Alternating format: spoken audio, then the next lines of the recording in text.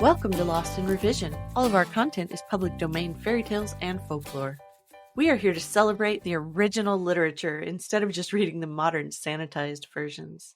We post short segments of stories daily for people who just want a story to follow along with, and monthly full episodes where we read and discuss popular classics. Come and find us on Patreon to listen to the full chapters early and without interruption.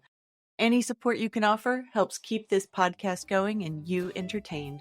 All of our music is by Nathan Hubble and is used with his permission. Thanks, and enjoy the show. Chapter 7 For Valor, Part 2. Washing is rather fun. I wonder whether you've ever done it. This particular washing took place in the back kitchen, which had a stone floor and a very big stone sink under its window. "Let's put the bath on the sink," said Phyllis. "Then we can pretend we're out-of-doors washerwomen like Mother saw in France." "But they were washing in the cold river," said Peter, his hands in his pockets, "not in hot water." "This is a hot river, then," said Phyllis. "Lend a hand with the bath, there's a dear." "I should like to see a deer lending a hand," said Peter, but he lent his. "Now to rub and scrub and rub," said Phyllis, hopping joyously about as Bobby carefully carried the heavy kettle from the kitchen fire. "Oh, no," said Bobby, greatly shocked. "You don't rub muslin. You put the boiled soap in the hot water and make it all frothy lathery, and then you shake the muslin and squeeze it ever so gently and all the dirt comes out. It's only clumsy things like tablecloths and sheets that have got to be rubbed." The lilac and the Gloire de Dijon roses outside the window swayed in the soft breeze. "It's a nice drying day, that's one thing," said Bobby, feeling very grown up. "Oh, I do wonder what wonderful feelings we shall have when we wear the Indian muslin dresses." "Yes, so do I," said Phyllis, shaking and squeezing the muslin in quite a professional manner. "Now we squeeze out the soapy water. No, we mustn't twist them.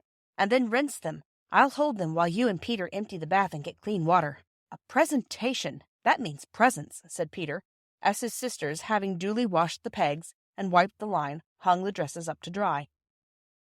"Whatever will it be?" "It might be anything," said Phyllis. "But what I've always wanted is a baby elephant. But I suppose they wouldn't know that." "Suppose it was gold models of steam engines," said Bobby. "Or a big model of the scene of the prevented accident," suggested Peter, "with a little model train and dolls dressed like us and the engine driver and firemen and passengers."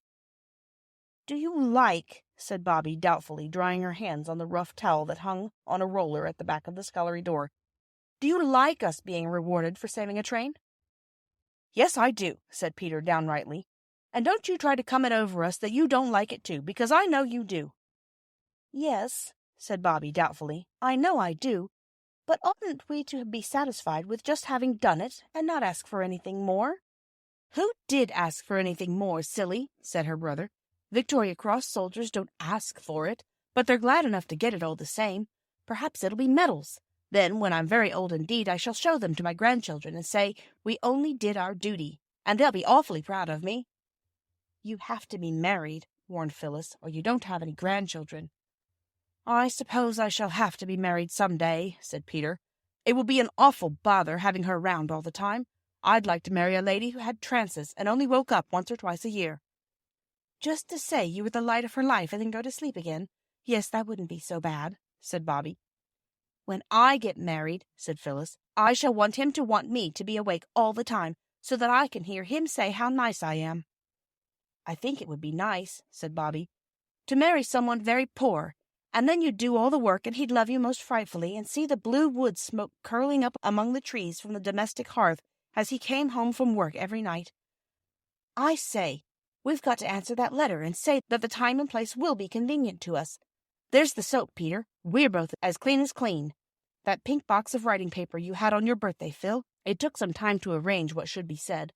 Mother had gone back to her writing, and several sheets of pink paper with scalloped gilt edges and green four-leaf shamrocks in the corner were spoiled before the three had decided what to say. Then each made a copy and signed it with his own name. The threefold letter ran, "Dear Mr. Jabez Inglewood, thank you very much. We did not want to be rewarded, but only to save the train. But we are glad you think so, and thank you very much. The time and place you say will be quite convenient to us. Thank you very much. Your affectionate little friend." Then came the name, and after it, "P.S. Thank you very much." Washing is much easier than ironing, said Bobby, taking the clean, dry dresses off the line. I do love to see things come clean. Oh, I don't know how we shall wait till it's time to know what presentation they're going to present. When at last, it seemed a very long time after, it was the day, the three children went down to the station at the proper time, and everything that happened was so odd that it seemed like a dream. The station master came out to meet them, in his best clothes, as Peter noticed at once, and led them into the waiting room where once they had played the advertisement game. It looked quite different now. Thank you for joining us today. I would like to thank all of our supporters on Patreon. Your support helps pay for all of the things that podcasting requires and helps keep this show alive and growing. Feel free to fact check us and offer suggestions to make our show better for you.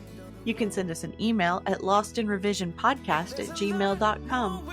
Don't forget to follow and give us a good review anywhere you listen, and share with your friends and family. There's a lot more waiting for us all at the end of the road.